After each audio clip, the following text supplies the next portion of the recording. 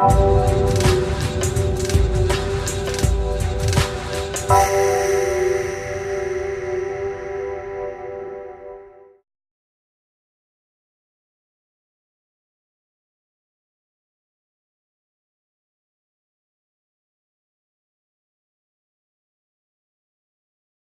welcome Jeetesh Kathawaroo, and his topic is Opposites Attract. Over to you. Cool. Thank you. And over to you.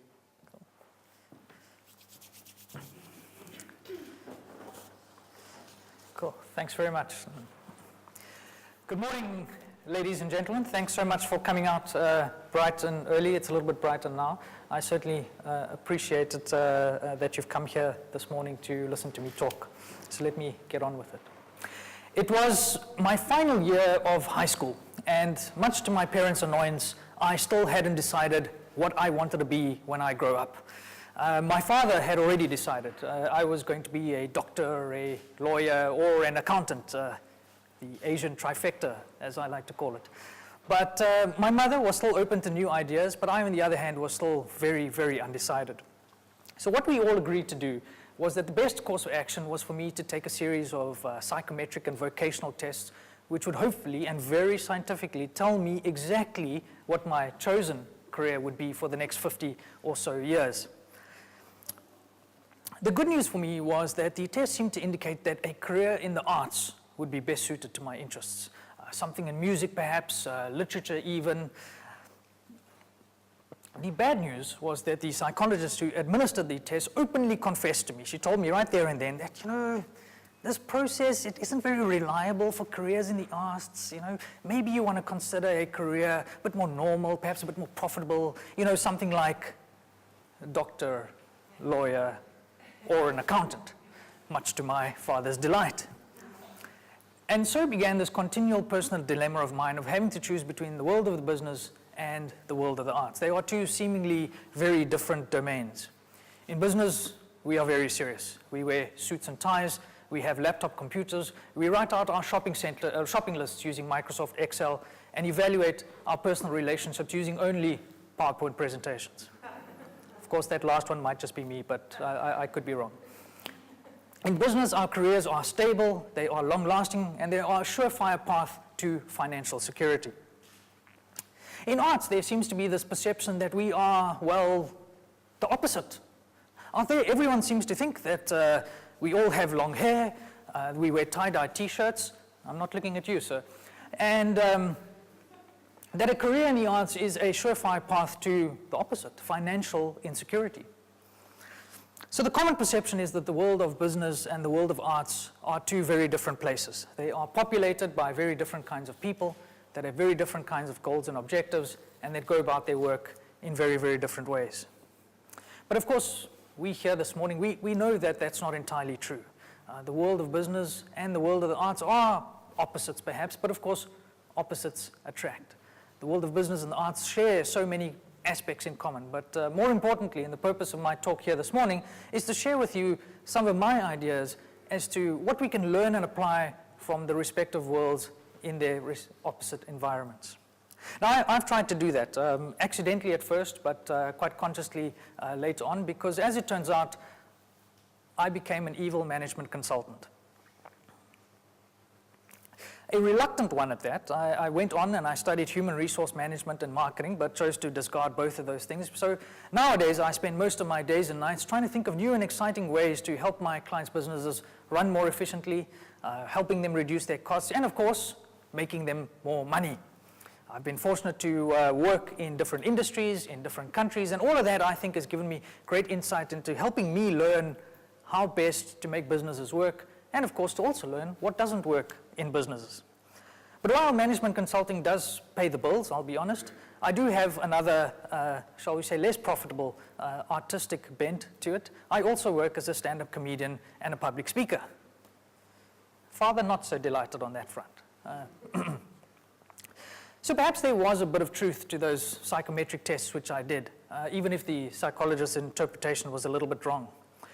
Because having worked as a consultant and then as a stand-up comedian, this insight into the performing arts has given me almost a new window into a different world.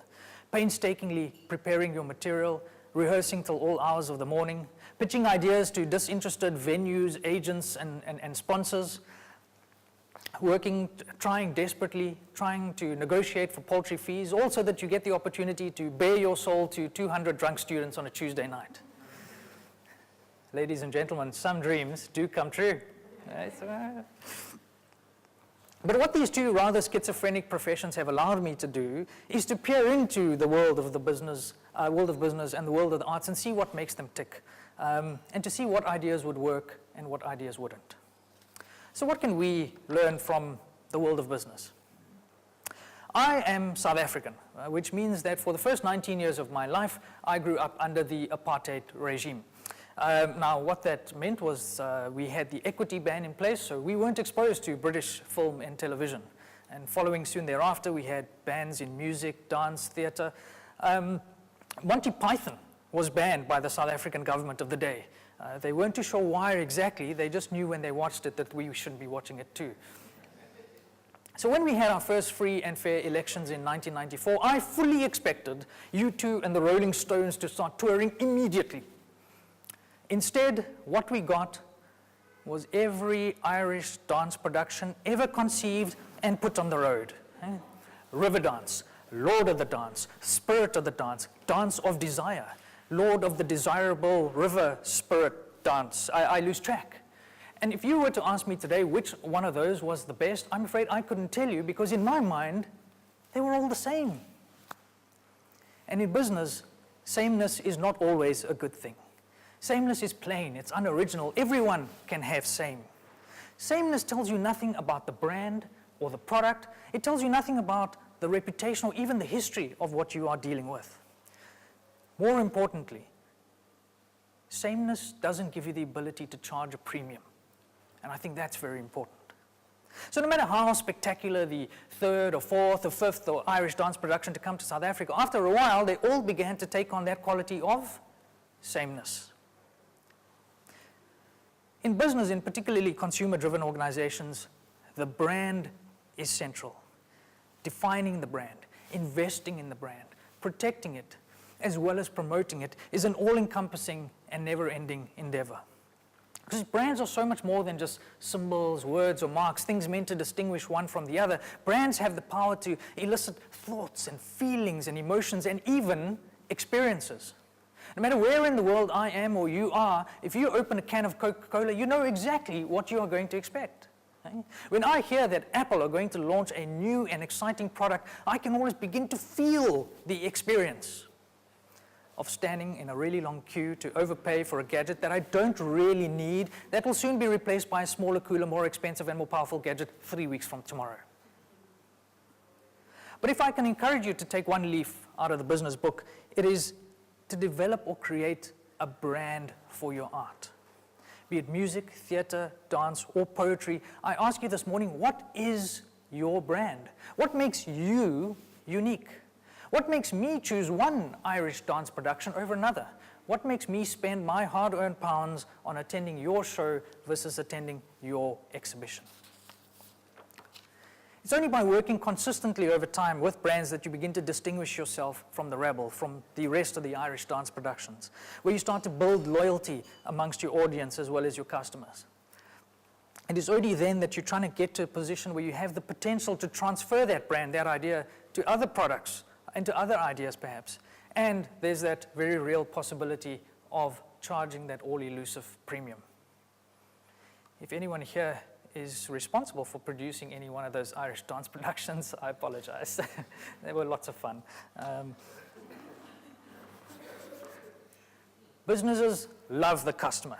You don't have to be a management consultant to know that. They love us. They love our money, let's be honest. But more importantly, they also like what we think and say about them. Millions of pounds are invested on a daily basis with businesses trying to determine who their customers are, what they want, and how much they are willing to pay for it. Do we do that in the performing arts? I mean, in the performing arts, does that even matter? In the performing arts, our job is to be creative, to be original, to express ourselves. Knowing who our customers are, what they want, and how much they're willing to pay for it it's irrelevant, surely. companies will spend even more and more of those millions of pounds to execute their processes flawlessly, or they try to do that. Some companies will even strive to achieve what they call customer delight. My father's not involved in that at all. But no one will argue that in the performing arts, we also devote the same amount of care and attention to executing our performances flawlessly, from the start of the performance to the end. The question is, do we devote the same amount of care and consideration to our customers' ultimate satisfaction? I'll put it a slightly different way. How do you know if you are a good stand-up comedian? Okay? You might write the funniest material in your bedroom. You might be an extrovert with a capital E. You might be the funniest person in your family. I'm not too sure. But what I do know is that the ultimate judge of how good you are as a stand-up comedian is the audience. Standing in front of 200 paying customers on a Friday night might give you a better idea as to whether you're a good comedian or not, no matter how funny your brothers or sisters might think you are. The worst feeling in the world is standing on a stage in front of a large audience, trying desperately to make people laugh, and no one is. That, for me, is the ultimate in customer dissatisfaction, if ever there was one. So no matter how funny you think you are, it's the audience who ultimately decide your success or your failure. And while business might embrace that idea quite openly of the importance of the customer and what the customer feels and wants to be satisfied, I don't know how well we take that idea to heart in the performing arts. We talk of a tough crowd, of a tough night, of people not appreciating us, of people not understanding us. And that all may very well be true, but what it doesn't do is bring the customer back. It doesn't give us a favorable review. It isn't a recommendation to a family or friend. It isn't something as trivial as a nice comment on Twitter or Facebook. Art, for art's sake, is merely a personal experience. If you want to make a business of it, it's important that you consider the customer and what he wants, especially if you're hoping that he's going to pay for it. Now, the last thought from the world of business that I would like to share with you this morning is, it's money. I'm a consultant, I can't resist. But more appropriately, it's profit. Businesses have a profit motive. They may couch it in evasive phrases such as the purpose of this organization is to increase shareholder value. But of course, we all know what that means. It's pounds, euros, and dollars. Euros, not so much this week, ladies and gentlemen, so stay away. But generally speaking, that's what we're talking about. In the performing arts, my observation is that we often confuse and conflate profit with integrity. If we chase the cash, somehow or the other we must be selling out. If people are buying our art, somehow or the other we seem to have discarded our principles and our values. And in the process, we seem to lose our ability to create and even perhaps some of our uniqueness. But is there anything wrong about being paid a fair price for your wares, for your creativity, for your uniqueness? No, there isn't. Whether the audience pays you or not, your integrity should remain constant. So why not choose the paying option? As a management consultant, I bill by the hour. Yes, there's a dollar amount attached to it, but so too is knowledge, skill, and experience which is delivered to the client. It says nothing about my personal worth as an individual, nor my integrity as an artist. Because if business has taught me anything, it's knowing what you're worth and asking for it. Because let's face it, you get what you settle for. Now, what can we straight-laced individuals from the world of business learn about the performing arts? In my creative writing exam in my final year of school, again, the opening paper was prefaced by a paragraph that has disturbed me quite considerably to this day, because it asked us to apply our minds, to think carefully, but also to write freely and creatively, because this was probably going to be the last time that we would ever be asked to write creatively again. Right? What a demotivating statement. The last opportunity that we would have to be asked to write creatively ever again. How sad and how disappointing. An indictment against whatever it was we chose to do thereafter. Now, sure, some of us, one or two of us, would work in the performing arts. Our abilities would be nurtured, cultivated, and encouraged. Some of us would work in business, but would work in professions with a creative streak to it. Things like advertising, architecture, or accountancy at Arthur Andersen, perhaps. Thanks, one person got my accounting joke. I appreciate it. You should get out more, sir. But sadly for us, for the majority of us, that paragraph spoke the truth. Because our chosen professions so rarely give us the opportunity to create, to be inventive, to use our imaginations, to be artists.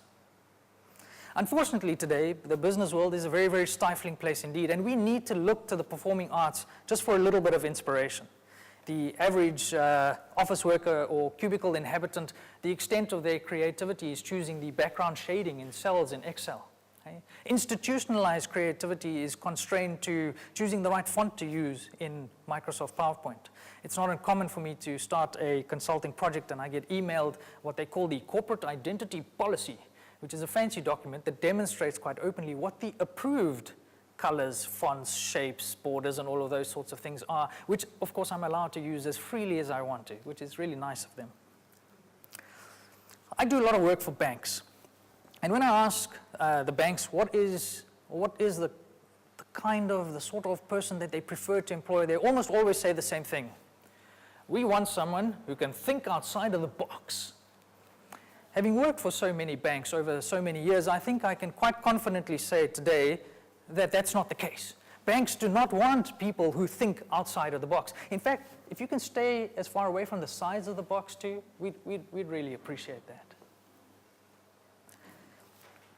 If we are to learn one thing from the performing arts, then business must at least allow people the opportunity to be creative. In the arts, we have free rein. We can create as we see fit. We're open-minded. We're unencumbered by convention. In business, this time around, it's us who are the opposites. Just give people the chance. Don't just give them a template to fill out. In the performing arts, we have the opportunity, perhaps even the luxury, to be spontaneous. In fact, we hold spontaneity in high regard. The actress who improvises on the spot, the comedian who thinks of something funny there and then is often thought of more highly than somebody who performs in a very rote and rehearsed kind of manner. In business, we like spontaneity, as long as it's planned. Spontaneity is the error in the system. It's not compliant with the process. It's not in the manual. But in shying away from spontaneity, we lose the opportunity for our people in business to be natural human beings. We lose the opportunity to avoid those robotic customer interactions. Phone your average call center today and you'll see what I mean. There are only 4 options, and if you don't choose one of them, then sorry for you. Anyway. Ladies and gentlemen, I have been very fortunate to have these 2 professions. One rooted in the analytical world of business, and one that allows me to freely express myself in the world of performing arts. And given this unique perspective, it's allowed me to, hopefully with enthusiasm, passion, and perhaps even an unbiased eye, look at these 2 worlds and see what you can learn from them. Of course, it sometimes doesn't always go according to plan. Sometimes I watch a production and at the back think to myself, my word, what glorious art! And then think to myself, how the hell are they going to make any money off that? But what my personal experience has hopefully done this morning with you is share with you the idea that there are many and varied ways for business and the performing arts to learn from each other. The primacy of the brand is critical, customer service is essential, and if you can do all of that and earn a paycheck, then why not? In business, allowing people to be creative, to be original, and to be spontaneous is not something to be feared, but is something rather to be embraced, because that leads to greater innovation, greater entrepreneurship, and hopefully something as simple and as ordinary as happier employees. Sometimes opposites do indeed attract. Thank you.